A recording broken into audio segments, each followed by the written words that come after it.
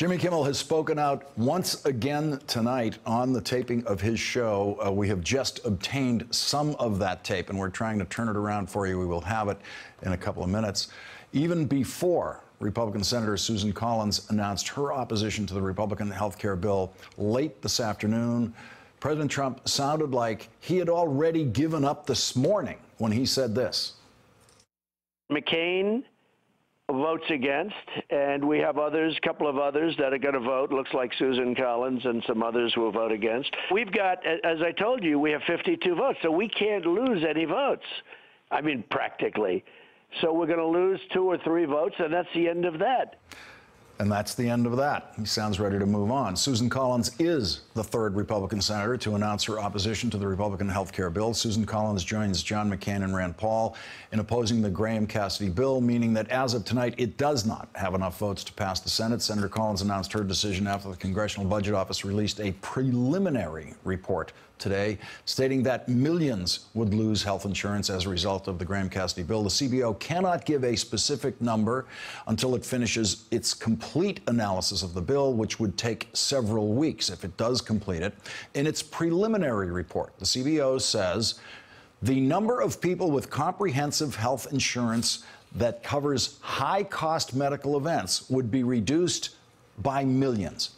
And that is CBO's official declaration that this legislation fails the Jimmy Kimmel test, that any family in America would be able to get the high-cost health care that Jimmy Kimmel's son, Billy, needed when he was born this year with a heart condition. Susan Collins tonight said this. I wanted to wait till the CBO analysis came out, and it found, as I expected would be the case, that it would have a negative impact on millions of Americans who are now insured. I have to do what I think is right. I have to do what I think is right for the people of Maine and the people of this country. And that is what has led me to my decision today.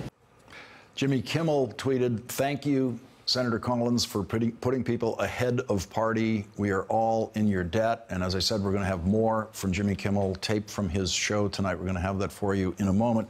Senator Collins' statement came after hundreds of disability rights protesters went to Capitol Hill today and interrupted the Senate Finance Committee's hearing on the Republican health care bill.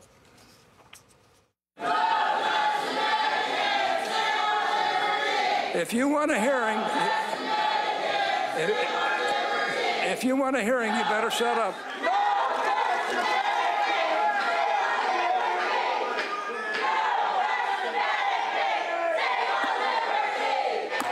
Okay, the committee is in recess. The committee will be in recess until we get order.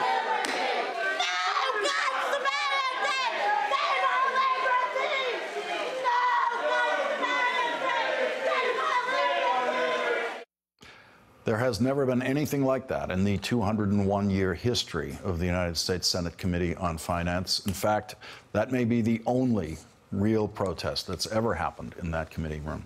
Here now is the Jimmy Kimmel, some of the Jimmy Kimmel tape that will be on his program later tonight. This weekend, I was in 3 cities over the weekend and also at a charity event on Saturday night. I met so many people who came up to me, strangers. Almost every one of them was a stranger, wanting to tell me that the Affordable Care Act that our president and half of our senators are so desperately trying to kill saved or drastically improved their lives, members of their families' lives, and or their children's lives. They came up to me and they said, "Mr. Fallon, thank you for speaking out." And I just let it go because I talked to probably 200 people, and I heard these stories over and over again. I saw pictures of children who are not well. People got teared up. Quite a few of these people told me they're Republicans, Republican people, not politicians. There's a very big difference. John Heilemann is still with us, and joining us now is Julie Rovner, Chief Washington Correspondent at Kaiser Health News. And Julie, I was actually at that Saturday charity event that Jimmy Kimmel mentioned with him, and it was astonishing to see the response he got there. But I have to say, Julie, I wasn't surprised because I have never seen someone outside the Senate affect a Senate debate the way Jimmy Kimmel did in a week. Yeah, he really had an amazing impact, you know, and I think we've been hearing that a lot of the advocates are tired. I mean, they've been doing this. This bill keeps coming back to life, and everybody keeps saying, oh, you got to go start calling and going again. And I think this time, you know, people were starting to flag a little bit. They thought it was over in July. And I think Jimmy Kimmel really did sort of shine a spotlight on it and kind of helped rouse some of the people, you know, back up to realize that this is something that really could have happened. And Julie, you spent the day trying to cover this Senate Finance Committee hearing. It was unlike any that the committee's ever had before with that protest, but it was also unlike any because it's a serious legislative committee, and this was not a serious, as John McCain would call it, a regular order attempt to consider a real health care bill by that committee. You know, I watched the hearings at the Senate Help Committee earlier this month, where they were trying to put together a bipartisan proposal, and it was many of the same senators, and yet those were serious. They were serious discussions to get to a serious conclusion. Today's hearings were really about members of each party, basically, you know, reiterating their talking points. There was not much accomplished, I think, at the hearing. Nobody heard anything that they hadn't heard 50 times before. John, I can tell you that those members of the Senate Finance Committee who are planning to vote for this are running scared now. They've never seen anything like that in that room. And following the week of Jimmy Kimmel, I can't say for sure how much that affected Orrin Hatch, the chairman of the committee, and some of the other Republicans. But what they witnessed in that room today was the most powerful message they've received on this.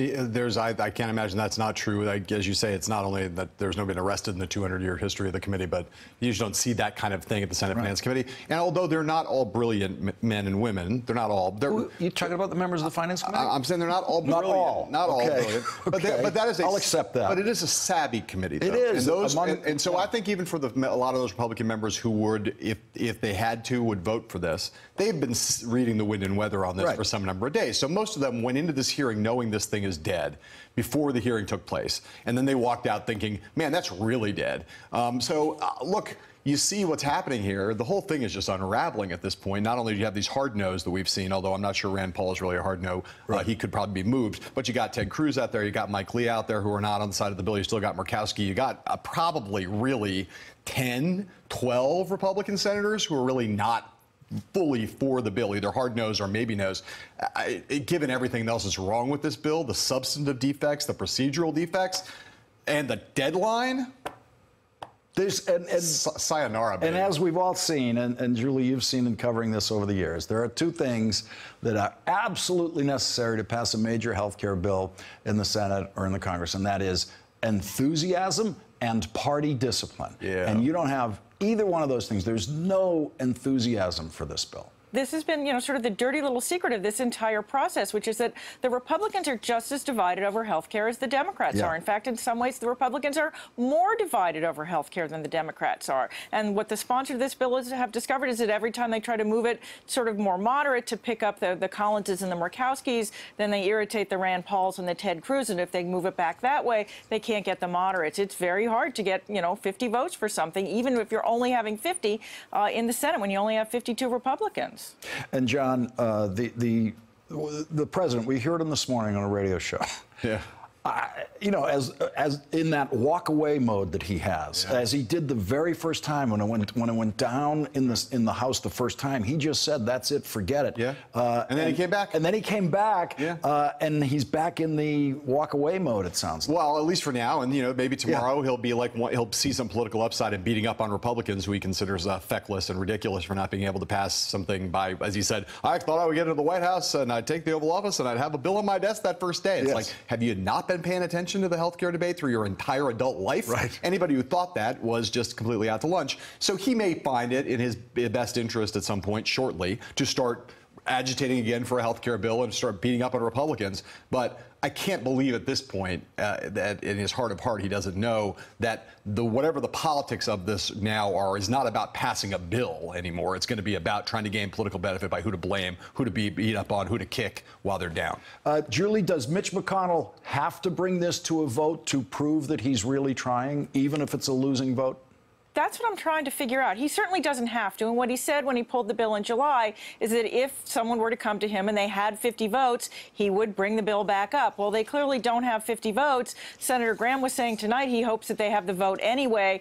it's complicated. It has to do with budget reconciliation. I think they go into vote-a-rama. I don't think that he could just pull it after one vote. So I think we'll know probably more tomorrow about what Senator McConnell wants to do. In a normal universe, he would never bring a bill to a vote that was going to lose, but this is not a normal universe. And if he doesn't bring it to a vote, then the bill dies in his hands, and he's trying to get that thing out of his hands and have it die on the Senate floor. John Heilemann, Julie Rovner, thank you both for joining us tonight. Really appreciate it. Hey there, I'm Chris Hayes from MSNBC. Thanks for watching MSNBC on YouTube. If you want to keep up to date with the videos we're putting out, you can click subscribe just below me, or click over on this list to see lots of other great videos.